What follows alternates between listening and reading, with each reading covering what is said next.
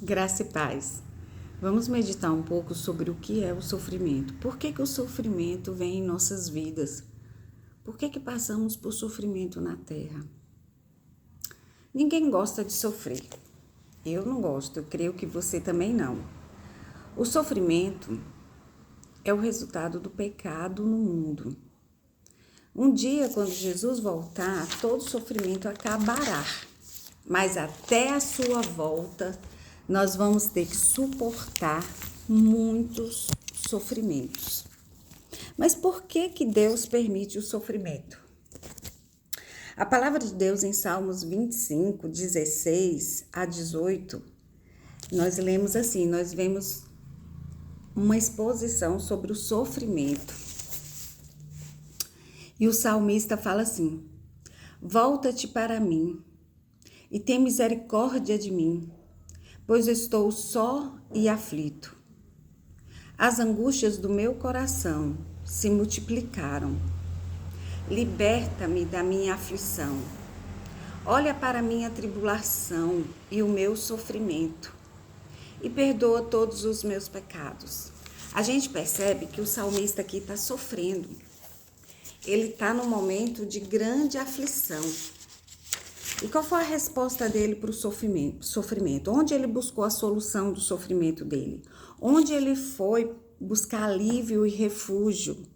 Onde ele primeiramente correu? Para onde ele correu? Para a pessoa de Deus, para o Senhor. E essa deve ser nossa posição em primeiro lugar. Senhor, eu estou sofrendo. Senhor, eu estou aflito, olha para mim, tem misericórdia, tem piedade de mim.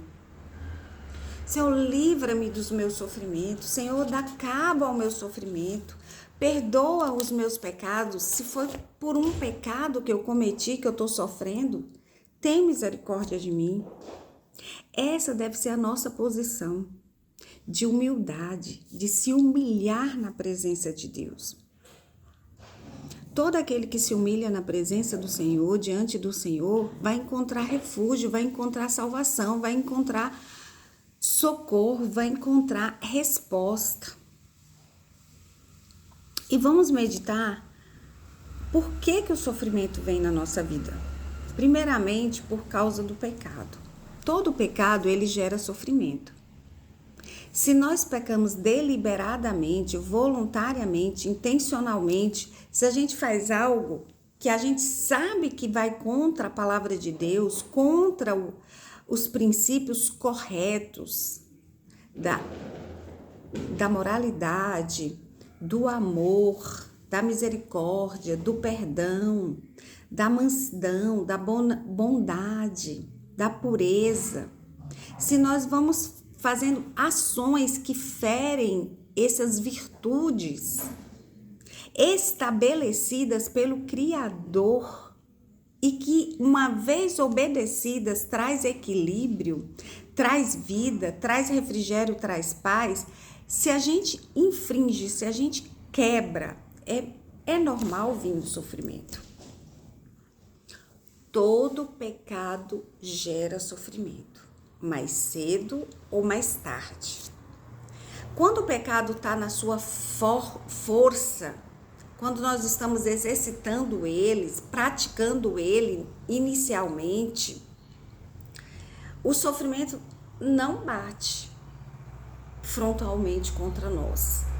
Mas assim que ele passa aquela fase de explosão, de exploração, de novidade, de agitação, que tudo, a poeira, vamos dizer, aquela novidade entra numa rotina, entra numa mesmice, perde aquele brilho, o que vai restar lá no fundo e que vai externar em nossa face, em nosso corpo, em nossa alma, em nossos sentimentos, em nossa consciência? O sofrimento. Todo pecado gera sofrimento, mais cedo ou mais tarde. Então, o pecado é o nosso grande inimigo. É o que nós devemos estar combatendo e lutando, guerreando diariamente contra ele. Porque uma vez consumido, uma vez praticado, certamente o sofrimento virá. Então, a primeira luta que nós vamos fazer é isso, a combater o pecado, atacar o pecado. E como que nós podemos fazer isso? Através de uma entrega, de uma busca para Deus, uma sinceridade. Senhor, eu estou pecando. Senhor, eu estou querendo. Senhor, eu estou praticando. Senhor, tem piedade de mim, tem misericórdia. Arranca essa raiz do mal que está me causando sofrimento. Ou que me causará sofrimento mais cedo ou mais tarde. É uma posição de humildade, uma posição de quebrantamento, de humilhação mesmo na presença do Senhor.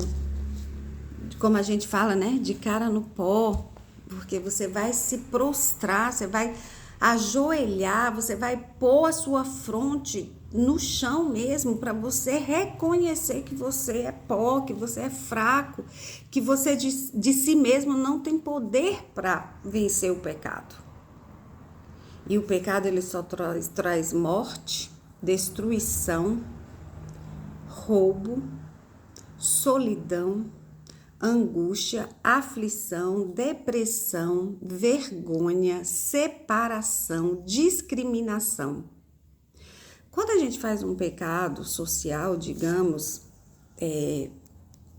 ruim, né, muito forte, é normal que as pessoas virem o rosto pra gente. A gente não pode nem julgá-las, nem condená-las, porque a gente está praticando algo que traz uma certa aversão por aqueles que não estão praticando determinado pecado. Então é normal você ser afastado, desprezado, desconsiderado, não ser convidado. Por quê? Porque o seu pecado traz uma repulsa social, traz uma presença ruim. O pecado, ele faz isso. O culpado não são as pessoas que estão te desprezando. O culpado é o pecado que está dentro de você, que está causando essa repulsa nas pessoas. Então, qual é a primeira coisa? Senhor, eu sou pecador. Senhor, eu estou fazendo algo que não te agrada e está repercutindo no meu relacionamento contigo e com o próximo, com a minha família, com meus amigos, com a sociedade em que eu vivo, com a igreja. E eu nem vou condená-los, porque é justo eles me rejeitarem. É justo eles terem uma aversão, terem um olhar crítico, porque eu realmente estou praticando algo que não é legal, que não é aceitável, que é abominável. E isso eu percebo que é a consequência do meu pecado. É o salário do meu pecado, é o pagamento do meu pecado. Então, primeira coisa, você tem que reconhecer isso e parar de querer que os outros te apoiem em algo que não dá para ser apoiado. Porque, geralmente, quando a gente está fazendo algum pecado, a gente quer o apoio, a gente quer a aceitação do próximo. E quando o próximo não aceita, a gente começa a dizer, porque está me discriminando, porque quer ser melhor do que... Não, é porque o pecado não deve ser aceitado mesmo. O pecado deve ser rejeitado por mim, que estou praticando, se eu estiver praticando, e pelo outro que está vendo e não quer aquele tipo de contato, aquela influência sobre a sua vida, sobre a sua família, sobre seus filhos, se for casado. É normal a pessoa afastar. Somente aqueles que aproximarão, somente aqueles que o Senhor enviar como ajuda, como um profeta, como um médico, né? Como um auxiliador para que você saia daquela situação. Aí sim, essas pessoas, elas vão ser movidas pelo Espírito Santo com compaixão, misericórdia, para se aproximar de você. Elas têm maturidade, elas estão sendo enviadas para te ajudar a sair do fundo do poço.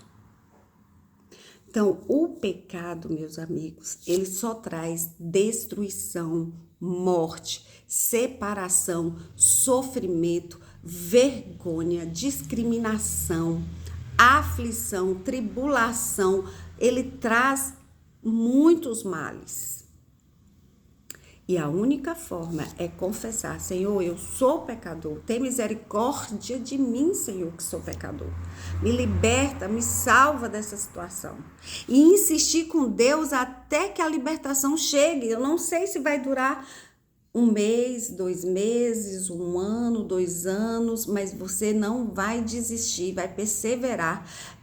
E pedir, até que ele dê. O Senhor fala isso na nossa palavra, na sua palavra. Pedi, dá-se-vos-á. Perseverai nas orações. Insista nas orações. Há pecados que não é um pedido só, gente. Dependendo da gravidade do pecado, da profundidade que você mergulhou no pecado, uma oração só não é suficiente. Às vezes você vai ter que se humilhar muito na presença de Deus, para ir limpando as camadas pegajosas do pecado em sua alma. Então você vai pedir 1, 2, 3, 50, 60 vezes para o Senhor, porque o pecado impregnou profundamente dentro da sua alma. Então você tem que passar por uma busca do Senhor, do perdão, da libertação, porque o Senhor já te perdoou, mas da libertação para você mesmo, mais insistente, porque mais profunda, mais repetitiva, mais demorada, por causa da profundidade do seu pecado. Não é que Deus é severo, tem prazer de ver você se humilhando, é porque o seu pecado é profundo demais, e conforme a profundidade do pecado vai ser a profundidade da humilhação, da busca, para que o Senhor vá tirando camada por camada, camada por camada, da contaminação do pecado na sua alma, na sua mente, no seu corpo. Mas o importante é não desistir de buscar em Cristo, no Senhor, na sua palavra, a libertação. E confiar e esperar que um dia você vai ser completamente liberto. E Ele liberta, Ele sara, Ele refaz, Ele transforma, Ele muda. Não desista do Senhor. Amém?